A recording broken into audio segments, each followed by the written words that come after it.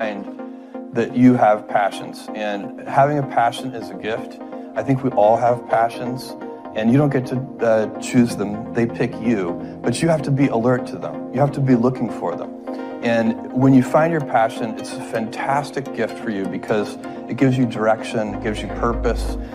You can have a job, or you can have a career, or you can have a calling. And the best thing is to have a calling. And if you find your passion, you'll have that, and all your work won't feel like work to you. Many kids and many grown-ups do figure out over time what their passions are. And sometimes we let I don't think it's that hard. I think what happens though sometimes is that we let our intellectual selves overrule those passions. And so that's what needs to be guarded against. My job, one of my jobs as the leader of Amazon, is to encourage people to be bold. And people love to focus on things that aren't yet working. And that's good, it's human nature. That kind of divine discontent can be very helpful.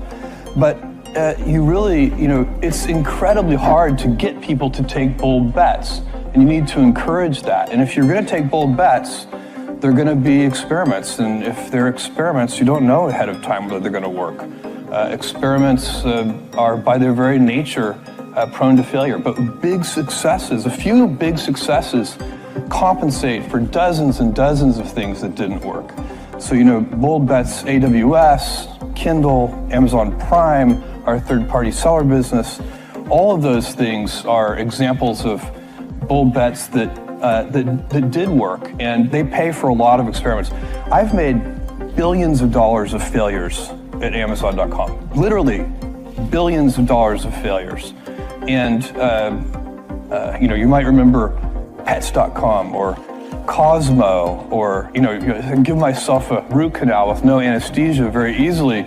None of those things are fun, but they don't matter. What really matters is companies that don't continue to experiment, companies that don't embrace failure, they eventually get in a desperate position where the only thing they can do is make a kind of Hail Mary bet at the very end of their corporate existence. Whereas companies that are, making bets all along, even, big bets, but not bet the company bets. I don't believe in bet the company bets. That's when you're desperate. That's the last thing you can do. It's not, you could be out of work and have terrible work-life balance. Even though you've got all the time in the world, right. You could just feel like, oh my God, I'm miserable, and you would be draining energy. And so you have to find that harmony. It's a much better word. And I think for most people, it's about meaning. People want to know that they're doing something interesting and useful. And for us, because of the challenges that we have chosen for ourselves, we get to work in the future, and it's super fun to work in the future for the right kind of person. You need to be nimble and robust, so you need to be able to take a punch, and you also need to be quick and innovative and doing new things at a high speed. That's the best defense against the future, and you have to always be leaning into the future. If you're leaning away from the future is going to win every time. Never, ever, ever lean away from the future. We all have adversity in our lives. I doubt if you really, if you know somebody, any friend or anybody that you talk to, there's no lack of adversity. And by the way, that's good, because it's what teaches us how to get back up. You fall down, you get back up. It always happens. And, you get certain gifts in life, and you want to take advantage of those. But I guess my advice on adversity and success would be to be proud not of your gifts, but of your hard work and your choices. So, you may be, the kinds of gifts you get in life, you might be really good at math. It might be really easy for you. That's a kind of gift. But practicing that math and taking it to the next step, that could be very challenging and hard, and take a lot of sweat.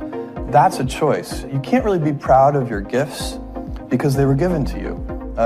You can be grateful for them and thankful for them. But your choices, you choose to work hard. You choose to do hard things. Those are choices that you can be proud of. Being an inventor requires, because the world is so complicated, you have to be a domain expert. I mean, in a way, even if you're not at the beginning, you have to learn enough so that you become a domain expert. But the danger is once you become a domain expert, you can be trapped by that knowledge. And so inventors have this paradoxical ability to have that 10,000 hours of practice and be a real domain expert and have that beginner's mind. Have that look at it freshly, even though they know so much about the domain. And that's the key to inventing. You have to have both. And I think that is intentional. I think all of us have that inside of us, and we can all do it, but you have to be intentional about it. You have to say, yeah, I am going to become an expert, and I'm going to keep my beginner's mind. You can't skip steps. You have to put one foot in front of the other. Things take time. There are no shortcuts. And but you want to do those steps with passion and ferocity. It's easy to have ideas. It's very hard to turn an idea into a successful product.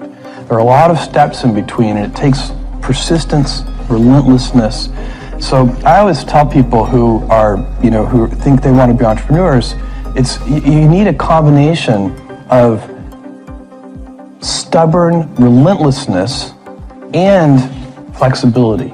And you have to know when to be which. And basically you need to be stubborn on your vision, because otherwise it'll be too easy to give up. But you need to be very flexible on the details, because as you go along pursuing your vision, you'll find that some of your preconceptions were wrong, and you're going to need to be able to change those things.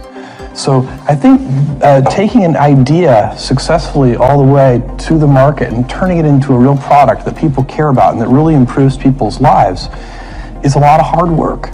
Don't try to chase what is kind of the hot passion of the day. I think we actually saw this. I think you see it all over the place in many different contexts. I think we saw it in the internet world quite a bit, where at the sort of peak of the sort of internet mania in say 1999, you found people who were very passionate about something. They kind of left that job and decided, I'm going to do something in the internet, because it's it was almost like the 1849 gold rush in a way. I mean, you find that people, if you go back and study the history of the 1849 gold rush, you find that at that time everybody who was within shouting distance of California was, they might have been a doctor, but they quit being a doctor and they started panning for gold. And that almost never works. And even if it does work, according to some metric, financial success or whatever it might be, I suspect it leaves you ultimately unsatisfied. So you really need to be very clear with yourself. And I think one of the best ways to do that is this notion of projecting yourself forward to age 80, looking back on your life and trying to make sure you've minimized the number of regrets you have. That works for career decisions. It works for family decisions. Do you want? I have a 14-month-old son, and it's very easy for me to, if I think about myself when I'm 80, I know I want to watch that little guy grow up. And so I don't want to be 80 and think, shoot, I missed that whole thing, and I don't have the kind of relationship with my son that I wished I had, and so on and so on.